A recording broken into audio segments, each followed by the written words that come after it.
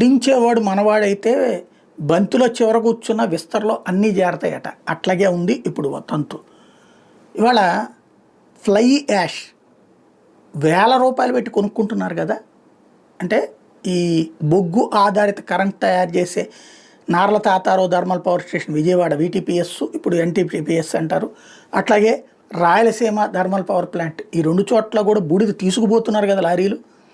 కానీ ఆ లారీలలోకి తీసుకువెళ్ళేటటువంటి కాంట్రాక్ట్ ఎవడూ కొనట్లేదు అన్న పేరుతో ఆయా సదరు కరెంటు సంస్థలు డబ్బులు ఇచ్చి లోడ్ చేయడం కోసం అని చెప్పి డబ్బులు ఇస్తున్నాయి. లోడ్ చేసుకుంటున్నాడంటే వాడు కొంటున్నాడని కదా. మరి వాడు లోడ్ చేసుకుని వాడు అమ్ముకుంటుంటేనే కదా వాడు లోడ్ చేసుకునేది. మరి కానీ ఎవడూ తీసుకెళ్ళట్లేదని అక్కడ కాంట్రాక్టు ఇది అధికార పక్షం వాళ్ళు తినేస్తారు. జేసీ దివాకర్ రెడ్డి వర్సెస్ ఆదినారాయణ రెడ్డి ఉదంతంలో అదే కదా బయటపడింది. దాన్ని ఏమైనా పరిష్కరించారా? నథింగ్. జనం సొమ్ము అప్పనంగా వెళ్ళిపోతుంది. సేమ్ టైప్ ఇప్పుడు పోలవరం దగ్గర బనకచెర్ల కట్టాలంటే పోలవరం దగ్గర కాలువలకు సంబంధించి ఆ తవ్విన మట్టి అట్లుంది, ఆ మట్టి పెద్ద ఎత్తునుంది. ఇప్పుడు మళ్ళీ తవ్వితే ఆ తవ్వింది ఇక్కడ పోయడానికి ప్రాబ్లం, పోస్తే మళ్ళీ కిందకి జారిపోతుంది, లేదంటే ఎవరైనా కొన్ని తీసుకుపోతారు.